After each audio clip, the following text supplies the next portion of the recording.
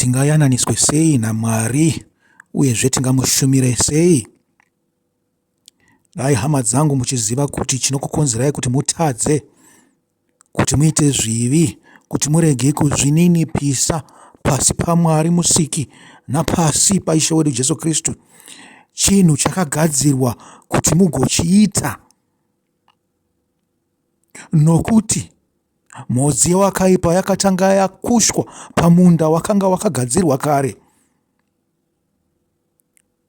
Mhodzi dzakanaka dzeshoko raMwari dzisati dzakushwa, pakazouya varimi vakati andokusha munda wakanaka kare uyu, regedza ndichikusha, pakanga patosimwa kare mhodzi dzowakaipa. Makanzwawo mufananidzo wemasawi, zvikanzi muridzi wemunda akarima munda wake zvakanaka-naka, munda wakarimwa zvakanaka, akakusha mbeu dzake zvakanaka-naka, masawi akauya nomuvengi. Zvikanzi muvengi aona kuti munhu aita zvakanaka mumunda wake nokuda kwegodo nepfini neshanje noruchiva nemweya wakaipa, akauya akaskomwaya masawi mukati memunda, madyarwa mhodzi dzakanaka. Zvikanzi naizvozvo nokupera kwenguva zvakatanga kubuda pamwe chete zvikakurirana. Zvikanzi vashandi vemuridzi wemunda vakamubvunza kuti, ko, toita sei? Tarirai masawi ari kuwanda mumunda, hatingatange tadzura here tikaapisa? Zvikanzi kwete, regererai masawi negorosi zvikurirane. Kana zvaibva ndichazoti kuvacheki, tangai nokucheka chii? Masawi. Muasunge mwanda mugoakandira mumoto. Zvikanzi pashure mogozoenda monocheka zviyo zvangu mozvizadza mumatura angu. Amen. Ishe wedu Jesu Kristu akati ndozvo zvichava pakugumisira. Waitaura pakudzoka kwake. Muvengi wedu akangwara kupfuura isu. Shoko rakanaka rakanga raitirwa isu, rainzi raifanirwa kubva kune iva vakanga vapuhwa zvinhu zvaMwari, harina kusvika, harizi riro rakatanga kusvika kwatiri. Isu takanga titori minda yakagadzirwa kugamuchira shoko raMwari nokuda kwezvakanga zviripo kwatiri kubva kudhara. Asi muvengi akauya ari murungu, akauya akasikokusha masawi ake pakati pedu, achinyengera achiti, ndiri kuitira basa iri Mwari, ndiri kuitira basa iri Jesu. Wakusha masawi, tikatadza kunzwa shoko. Vamwe vakaramba shoko iroro zvachose kusvika nanhasi, nokuti pakazouya shoko kuti tirinzwisise isusu, takugona kuzviverengera, tichizvitarisira, tichizvifungira, taane nhoroondo yavaIsraeri, takaona kuti zvakanga zvakakushwa nomuvengi zvakanga zvaita kuti titadze kuwirirana nokuyanana naishe wedu Jesu Kristu nokuyanana naMwari. Hativashore, nokuti ndivo vakauya vakabata maBhaibheri, asi vakauya vachiparidza chinhema. Vakanga vane zvimwe zvinangwa. Chinangwa chedu chakanga chiri chekuti bvisa papfuma yedu napana Mwari kuti tishayiwe simba.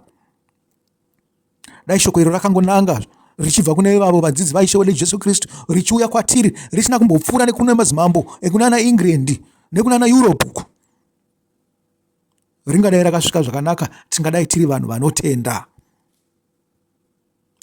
Masawi ndo akatanga adyarwa. Gorosi parakazouya, vanhu vakati, zvii zvamakuda kuti tiise mumunda? Vamwe vakatoramba vakati, hatichada kunzwa chinhu. Imi nemasawi enyu negorosi renyu ibvai pano. Vamwe ndo vakatadza kugamuchira gorosi, vakati, isu hatakatonzwa zvatakapuhwa izvozvo zvakatotikwanira, hatichada zvimwe.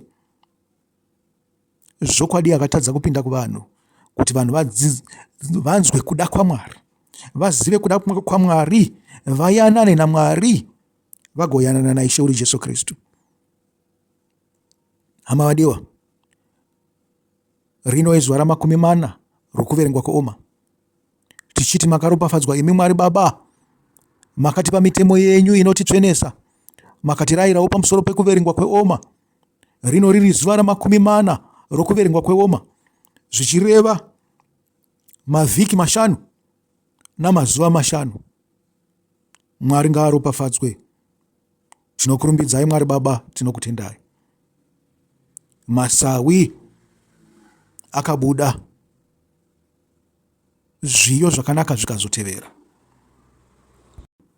asi pane angavhiringe kuda kwaMwari here?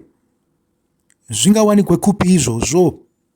Hama vadiwa, nyange zvedu takanzwa zvose zvatakanzwa, kana wabata shoko raMwari wotanga wari kumbirira kuti Mwari azarure pfungwa dzako, nekuti zvinhu zvazviuye nekuti takambenge tambodzidza mabhi echemistry, ephysics, ebiology, azviuye nekuti takambotanga tadzidza maths neEnglish neshona nemimwe mitauro yose, azviuye nekuda kwegeography kana history kana combined science. Zvinouya nekuzarurirwa naMwari. Kuti tikwanise kuwadzana naMwari, tinofanirwa kunge tutotanga tazarurirwa naMwari.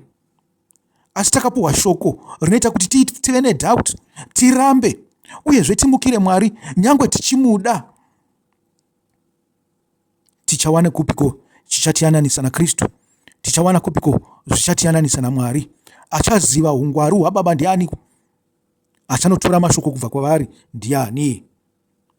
Tikaendawo kuna VaRoma 11 takatangira pavhesi 33, ndinenge chida kuti mutoverenga VaRoma 11 yose. Zvikanzi haiwa udzamu hwokupfuma hwouchenjeri noruzivo rwaMwari, kutonga kwake hakunganzverwi uye makwara ake haangarondwi. Amen. Ndianiko akaziva pfungwa dzashe kana akava mupi wake wamazano? Ndianiko akambopa kuna Mwari kuti Mwari angamuripirazve? Nokuti zvose zvinobva kwaari uye zviripo kubudikidza naye uye zvose ndezvake. Ngave nokubwinya nokusingaperi. Amen. Chimwe chinotitadzisa kuziva Mwari ndechekuti mwoyo yedu inenge yakasindimara. Mwoyo yedu inenge ine mimwe mufungo pamusoro paMwari nechekare. Naizvozvo tinenge chida Mwari watinoziva mukati memwoyo yedu, asiri Mwari iye pachake kuti azviratidze mbune achibva kudenga.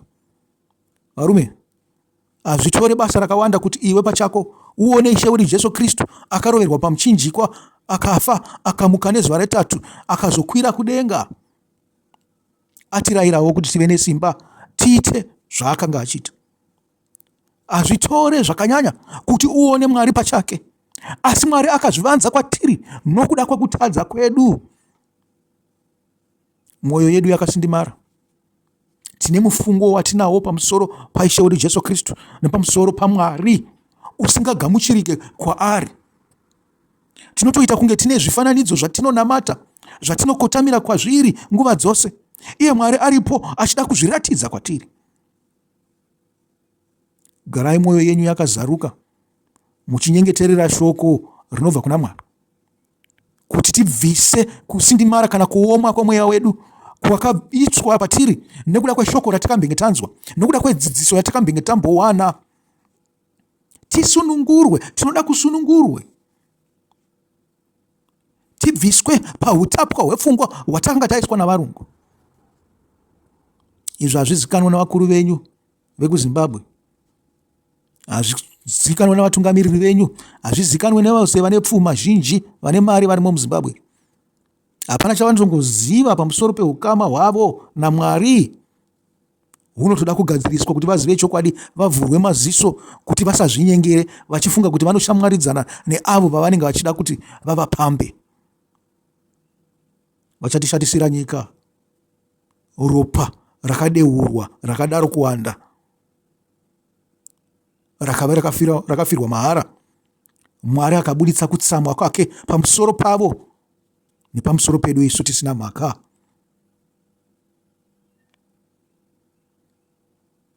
Ndiani ungazive pfungwa dzaMwari? Kusara kwemweya waMwari iwo uri maari pachake. Takaenda kuna vanhu vaKorinde 2. Ndinoda kuti muverenge yose, asi pandinenge ndakananga chaipo pavhesi 16. Ndichatangira zvangu inini pavhesi 11 panotaura zvandanga ndichikutaurira izvi. 1 vaKorinde 2 ndio yandiri kutaura. Zvikanzi nokuti ndianiko pakati pavanhu anoziva ndangariro dzomunhu kunze kwomweya womunhu uri mukati make? Saizvozvo hakuna munhu anoziva ndangariro dzaMwari kunze kwomweya waMwari. Hatina kugamuchira mweya wenyika ino, asi mweya unobva kuna Mwari kuti tinzwisise zvatakapiwa naMwari pachake. Amen. Izvi ndizvo zvatinotaura, tisingatauri namashoko atinodzidziswa nouchenjeri hwavanhu, asi namashoko atinodzidziswa namweya, tichidudzira zvokwadi zvomweya namashoko omweya. Munhu asina mweya haangagamuchiri zvinhu zvinobva kumweya waMwari, nokuti zvinonzwisisika nomweya. Munhu ari mumweya anonzwisisa zvinhu zvose, asi iye pachake haanganzwisiswi navanhu kana nomunhu. Amen. Zvinamatirei hama dzadiwa, kuti mubvise bitterness kana kuti chakavhara pamwoyo yenyu napamweya yenyu. Mucheme kuna Mwari kuti abvise chigumbu chakaiswa ichi, chinoita kuti mwoyo yedu izaruke, tinzwe Mwari, tione Mwari. Verse 16 ndanga ndichiti ndinoda zvikanzi, nokuti ndianiko akaziva murangariro waShe kuti amudzidzise, asi isu tino murangariro waKristu. Amen. Tinodawo kuziva nawaKristu, tinoda kuzivawo Ishe wedu Jesu Kristu, nekuti vazhinji vakanyeperwa mukati menyika, vakapuwa Kristu wechifananidzo, havana kupuwa Kristu chaiye. Takanyengerwa nevanhu ivavo vakatanga kusima masawi gorosi risati rasvika. Hama vadiwa, tichaita sei? Tinoda kuti tibvise masawi kuti gorosi ribude zvakanaka. Naizvozvo tinofanirwa kuzvininipisa, nekuti chitanga takapiwa ichi chakaita kuti titadze kuzvininipisa pasi paIshe wedu Jesu Kristu. Takazvikudza takaita Jesu wokugadzira toga. Hatina kugamuchira Jesu wakabva kudenga. Takazvikudza tikaita Mwari wokugadzira toga. Hatina kugamuchira Mwari akabva kudenga. Hama dzangu, nokunamatirai kuti musarashike. Mwari akuzarurirei afemere mweya wake muri, kuti murarame makazvininipisa muri pasi pake. Munzwe zvaanotaura. Nyaya iyi yandiri kutaura iri kunhoroondo dzavaIsraeri. Tichatarisawo mavhesi mashoma. Tingaende panyaya yaGideon. Ngatitange nekutaura nyaya yaGideon nokugadzwa kwake. Gideon asati avapo, vaIsraeri vakanga vachitambura. Muri kuzvinzwa? Makaenda pana vatongi 6 munonzwa zvichinzi, zvino vana vaIsraeri vakaita zvakaipa pamberi paJehovha. Jehovha akavaisa mumavoko aMidhiani makore 9. Midhiani akakunda Israeri, vana vaIsraeri vakazviitira pokuvanda pamakomo napamapako nenhare nokuda kwaMidhiani. Nokuti vaIsraeri vakati kana vakusha vaMidhiani navaAmareki navana vamabvazuva ndokukwira kuzorwa navo, vakadzika matende avo pakatarisana navo, ndokuparadza zvibereko zveminda kusvikira paGaza. Havana kusiyira vaIsraeri zvokudya kana makwai kana ngombe kana mbongoro, nokuti vaikwira nezvipfuwo zvavo namatende avo. Vaiuya vakawanda semhashu vasingagoni kuverengwa. Ivo namakamera avo vaipinda munyika kuti vaiparadze. VaIsraeri vakava varombo kwazvo nokuda kwaMidhiani. Zvino vana vaIsraeri vakachema kuna Jehovha. Amen. Zvikanzi vana vaIsraeri havana kuchema nguva duku, vakachema nguva huru, vachitambudzwa navaMidhiani. Zvikanzi vaMidhiani ava namamwe marudzi navaAmareki vakanga vasingadi kuti vararame. Zvikanzi vaIsraeri vakapedzisira kugara mumakuva vachivanda. Vaigara mumapako, ndo mavaivigira vanhu. Zvikanzi vaitiza misha yavo vondondohwanda. Pakanga pasina anobika sadza masikati. Muri kuzvinzwa? Hapana aibatidza moto masikati. Vaitobatidza moto usiku vari mumapako imomo kuti vawane chokubika chokudya. Zvikanzi kana kupura zvinhu zvamunenge matora mumunda zvezvi, maitonopura makahwanda. Zvakanga zvisananikwe pachena. Maitotsvaga pakavanda mukati mamakomo pekuti munanike zvinhu zvenyu zviome. Muri kuzvinzwa kaizvo? Kwanga kuri kumanikidzwa kukuru, kutambura kukuru, sekutambudzwa kwamakaitwa nguva yakauya varungu vakabata Bhabhiri nemharidzo dzavo dzina masawi. Zvino vana vaIsraeri vakati vachichema kuna Jehovha nokuda kwaMidhiani, Jehovha akatuma muprofita kuvana vaIsraeri. Iye akati kwavari, zvanzi naJehovha Mwari waIsraeri, ndakakukwidzai ndichikubudisai paIgipita nokukubudisai paimba youranda. Ndakakurwirai mumavoko avaIgipita nomumavoko avose vaikumanikidzai, ndikavadzinga pamberi penyu, ndikakupai nyika yavo. Ndikati kwamuri, ndini Jehovha Mwari wenyu. Hamufaniri kuchava mwari vavaAmori vamugere munyika yavo, asi hamuna kuteerera inzwi rangu. Amen. Muri kunzwa kamhosva yavakanga vanayo pamberi paMwari. Zvikanzi hamuna kundiziva ini, makandiramba, hamuna kutya Mwari, makanga magara tatata, mune zvose, mune dzimba dzamanga musina kuvaka, mune matsime amanga musina kuchera, mune minda yamanga musina kurima, nemiorivhi yamanga musina kudyara. zvikanzi minda yenyu yaidiridzirwa kubva kumakomo, dova raiyerera richiuya kuminda kwenyu. Makadya nokuguta, nokufara, nokutambanuka, nokufutunuka, asi makakanganwa Mwari. Ndo chirwere chapinda pahama dzedu dzavarungu idzi. Ndicho chirwere chapinda pahama dzedu dzavarungu vatsva, ivo vanenge vari vatongi. Vadya vafutunuka, kana kuti vazive kuti hondo takarwireya havachatoziva, kana vazive kuti tinofanirwa kuita sei kuti vanhu vagare zvakanaka havachatongoziva. Vakuda kungochengetedza masimba, vachitambudza vanhu, vakuda kushayisa vanhu kodzero dzavo. Muri kuzvinzwa kaizvo? Vagutisa zvavagara sevarungu, vakufunga kuti vava varungu. Naizvozvo vakubatana pachavo navarungu kuti vamanikidze vanhu vatema, vachiti izvi zvatagara bho tichatyei. Vakukangana kuti hondo yakarwirwa naivavo vavari kumanikidza. Tachema kwenguva yakareba, tachema kuna Mwari kwenguva yakareba. Mwari ngaatipindurewo, atiitirewo nyasha, ngaatipewo plani, tibude pakutambudzwa apa. Ngaaise mufungo yakaipa mukati mavo, vadzungaire, vaparadzwe vose naivo vanovakurudzira. Tisunungurwe. Zvino vakuru venyu vamunavo vanenge vafananidze navaEfuremu. Pane kuzvikudza kuripo. Iyo klasi yose yevanhu vane mari maningi yafanana navaEfuremu, vanokuzvikudza. Inzwai kuiswa kwakaiswa pachigaro Gideon. Gideon haana kuzvikumbira. Gideon zvakauya kwaari, Mwari ndiye akazviratidza kwaari asina kukumbira. Mwari akamupa zano, akamuitira plani. Muri kuzvinzwa yokuti akunde. Asi kwakaita vaEfuremu vakafunga kuti munhu zvaapuwa plani naMwari uyu, aiwa, hande kuti tinomuparadza. Vachiti munhu angagonzi anofunga kupfuura isusu sei. Zvikanzi ndiani mumwe angakunde vavengi vedu kusara kwedu isusu? Ndiani mumwe angade kurwira vanhu? Ndiani mumwe angasumudzire kodzero dzavanhu? Zvikanzi vakutozvikudzawo, ngatimuparadzei. Vakabatana kuita zvinonyangadza, vakada kukanganisa nzira dzose dzaGidheoni, vakada kumuparadza, asi Mwari akamukundisa. Chakanaka, ngatitange tateerere kuiswa pachigaro kwaGidheoni. Zvikanzi zvino mutumwa waJehovha wakasvika akagara pasi pomuouki wakanga uri paOfra, waiva waJoashi muAbhiezeri. Gidheoni mwanakomana wake wakanga achipura zviyo pachisviniro chewaini kuti azvivanze nokuda kwavaMidhiani. Amen. Kana mukada kuzvitora, tingangoti Gidheoni wainamata zvikuru. Wewe munhu aita samagwaro amadzibaba ake, achichemawo pamusoro penhamo dzose dzakanga akatarisana nadzo, asi aichema akavanda, haana kumbochema ari pachena, achinamatira iye, achinamatira rudzi rwake, achinamatira nyika yake. Kuti zvinotoparara here Mwari, makatiunzireko panyika ino? Tatadza hongu, tachema, tanga takukanganwai, zvino tinodzoka. Ipapo mutumwa waJehovha akazviratidza kwaari, akati kwaari, Jehovha unewe, iwe murume une simba noumhare. Amen.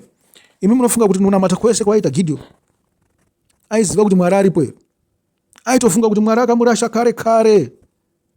Asi Mwari akazozviratidza kwaari, akati hakuzi kunamata kwako, harizi simba rako, hakuzi kunzwisisa kwako magwaro, asi ini ndakuzviratidza kwauri, ndikuratidze chokwadi. Gidheoni akati kwaari, haiwa ishe wangu, kana Jehovha anesu, ko izvi zvose zvakagotiwirireiko? Zviripiko zvishamiso zvake zvose zvataiudzwa namadzibaba edu vachiti Jehovha haana kutikwidza here achitibudisa paIgipita? Asi zvino Jehovha wakatirasha akatiisa mumavoko avaMidhiani. Ipapo Jehovha akatendevukira kwaari akati, enda nesimba rako iri undoponesa Israeri pamavoko aMidhiani. Handizi ini ndakakutuma here? Amen. Togumira ipapo. Jehovha ndiye akatuma Gidheoni. Gidheoni haana kuzvituma. Aitoti uyu ndakarashwa naMwari ini, Mwari haachandida, nyange kunyengetera kwangu kwose uku ndichimuda haachandipindura, haasisina hanya nesu. wativenga sokuvenga kwaakanga akaita marudzi akanga akagara panyika ino tisati tavapo.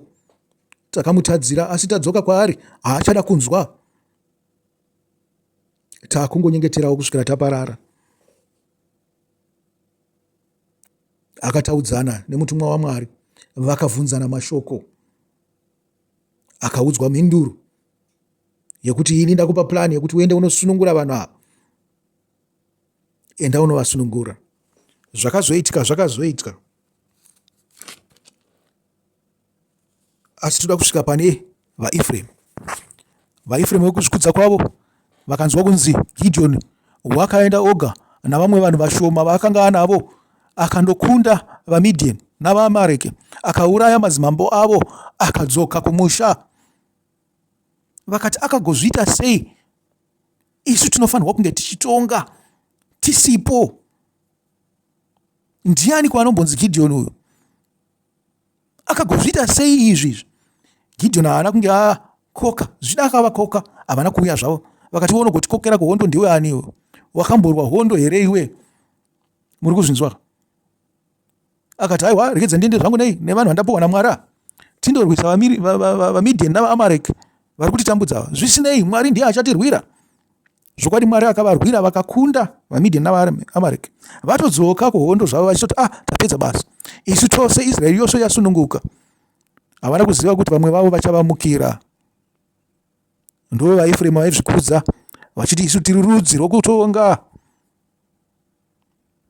isu ndisi tiri pachigaro chaIsraeri, vasinei nekutambura kwevamwe vanhu vose. Vakuda kukanganisa nzira dzaGideon, asi Mwari wakavaisa mumaoko avo ake nokuzvikudza kwavo. Muri kuzviona?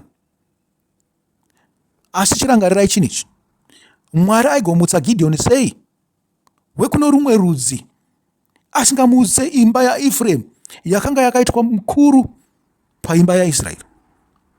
Angadai akamutsa mumwe wavo. Asi zvino Mwari anoziva kuti kana vadya vanokanganwa vanhu ava, vanotanga kutambudza, vakutoda kungosafeguarda izvozvo zvavanazvo nohuipi hwavo kuti varambe vachienderera mberi, vamwe vachiparara. Muri kuzviona? Naizvozvo Mwari anomutsa munhu kubva kune vakazvidzikana, vakazvininipisa, vanoti isu hatikwanisi kuita kana nechinhu nokuti hatina simba. Haangamutse kuimba iyi yavanozvikudza iyi. Muri kuzviona? Haingamutse kune imba iyi iri kutonga vamwe vaIsraeri vose vachigara zvavo zvakanaka, vamwe vachitambura. Akatora akazvidzikana, akazvininipisa, munhu akanga kutonamatira zvake rinda rake kuti Mwari haiwa chindizorodzai zvangu, tatambudzwa navaAmareki, upenyu hauchaita kuti tienderere mberi. Hama dzedu hadzina basa nesu ana Efremu, vanenge vachitoda kuti dzvinyirirawo futi, vachitoda kuti paradza. Vangatobatana nei navavengi vedu.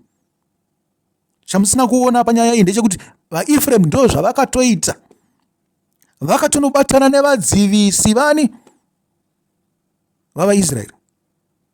Pavazouya vakuda kuti tirwise uyu manje, zvangofanira kuti vanga vari kurutivi rumwe chete, havana kufarira kukunda kwake. Vakati aiwa Gideon chienda pamusoro pedu kuti tonge tose. Vakati kwete, ungatitonge, ndisi tinokutongai. Kana maChinese kana varungu vachikudzvanyai, isu hatina basa nazvo nekuti ndisu tinokutongai. Muri kuzvinzwa? Makada kuita chimwe chinhu, tinokuitirai zvakaipa. Isusu pachedu tinotokudzvanyai futi.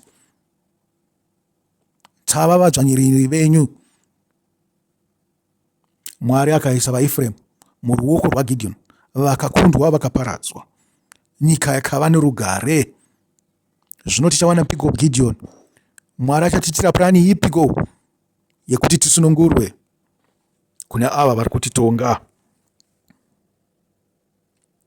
Chandiri kuvavarira apa ndechekuti zvininipisei pasi paMwari, mutsvage chokwadi chake kuti muve nekuyanana naye. Gideon wakazvininipisa, akazosimudzirwa naMwari. Gideon waitoti takarashwa naMwari, achitsvaga Mwari, asi Mwari akanga asingazviratidza. Hapana waainzwa kunzi aiwa azoonekwa naMwari nhasi, kana kuti Mwari azomushanyira akangoramba achichema sokuchemawo kwakanga kuchiita vamwe vose. Zvikanzi asi wakazvideredza achitsvaga mweya waMwari achipfuura zviyo. Zviyo ndo zvipiko izvi? Zviyo ndo shoko raMwari, ndiro ramunofanirwa kupfuura misi yose kuti ribuditse mweya waMwari. Zvita kana Mwari azokunzwirai tsitsi pamberi apo, achazokuzivisai kuda kwake, okuzivisai zvokwadi yake. Zvikanzi Mozisi wakauya nemurayiro, asi zvokwadi akauya nani? naIshe wedu Jesu Kristu. Muri kuzvinzwa? Imi munotoda zvokwadi, kuti nyangwe zvokwadi payakauya naJesu, mudzvanyiriri akauya namai namasawi shure kwaIshe wedu Jesu Kristu. Isu ndisi takutonunura Jesu, isu ndisi takutotsvaga Jesu. Muri kuzviona? Takatemba nezvatakaudzwa, tinoita kundamutsvaira tikanorashika. Tarirai umuone tanga takunamatiswa maEaster, maKrismas aya. Hazvina kuuya nevaitiparidzira here? Wakanga usiri murawi here kuti tinofanira kunge tiri mukereke pazuva reKristu, reEaster kana reChristmas? Asi nekufamba kwenguva makazoziva chokwadi. Hazvireve kuti Mwari wakaipa izvozvo. Vakauya nazvo ndivo vakanga vakaipa, ndivo vakauya vakasima masawi aya mumunda wakanga wakanaka. Takanga tino kutadza kwedu, asi nyange zvakadaro Mwari waitida, waida kuti tizive chokwadi chake. Ava ndivo vakatovharadzira nzira yezvokwadi kuti isvike kwatiri. Asi Mwari ane tsitsi, ane nyasha, anoda vanhu vose pasi pose, anoda kuti shoko rake risvike kumigumo yenyika. Takazoriwana. Zvino hama dzedu dzakuda kutiisa pasi ipapo zvakare, kuti tigare takadzvinyirirwa. Ivo vakatambanuka zvavo, havasi kuitira Mwari, vari kuitira Satani. Muri kuzvinzwa? Ngatizvininipisei kuti Mwari azviratidze kwatiri. Haana kuenda kune vaizvikudza vaIsraeri, akauya kune vakanga vakazvidzikana. Gideon wakanga uri werudzi ruduku muna Israeri. Ndingave nemumwe mufananidzo yose yandingakupai. Pamwe pandakachida kukuparidzirai mozonozvitsvagira mega, ndipo panotaura nyaya yaSauro naSamueri, naSauro navaIsraeri. Pane nyaya iripo pamusoro pekugadzwa kwaSauro, asi vanhu vaimuzvidza. Asi Mwari wakaratidza kuti ndiye muranda wangu wandakasarudza. Asi zvakazoti zvapinda mumusoro make zvakanyanya, ndo paakazotanga kumutsana nani? naSamueri. Mwari akamubvisa akasarudza waaida nemwoyo wake. Moenda munozvitsvagira zvinhu izvozvo, mobuditsawo maridzo yenyu. Asi uya tizvininipisei. Ngatiregere kuenda kuna Mwari tine mifungo yedu. Ngatiregere kuenda kuna Mwari tina Mwari wedu kare, wekuti kana Mwari akaregedza kuita conform kuna Mwari iyeye, hatingamugamuchire. Isu taramba tichimunamata Mwari iyeye watinaye mupfungwa dzedu. Ngatiregere kuenda kuna Jesu, tina Jesu wedu kakare, wekuti Jesu akaregedza kuzvininipisa pasi peJesu watinaye iyeye, hatingamugamuchire. Ngatitsvage Jesu naMwari wedu nomweya mutsvene nemwoyo unokuzvininipisa, unozvisa pasi peshoko, unopfuura zviyo nguva dzose, wakatarira kuti dzimwe nguva Mwari ungadurure nyasha dzake akazvizivisa kwatiri. Hama vadiwa, naivawo mashoko ndinoti rino ranga riri zuva ra40 rokuverengwa kweOmer. Mwari akuropafadzei. Chisarai.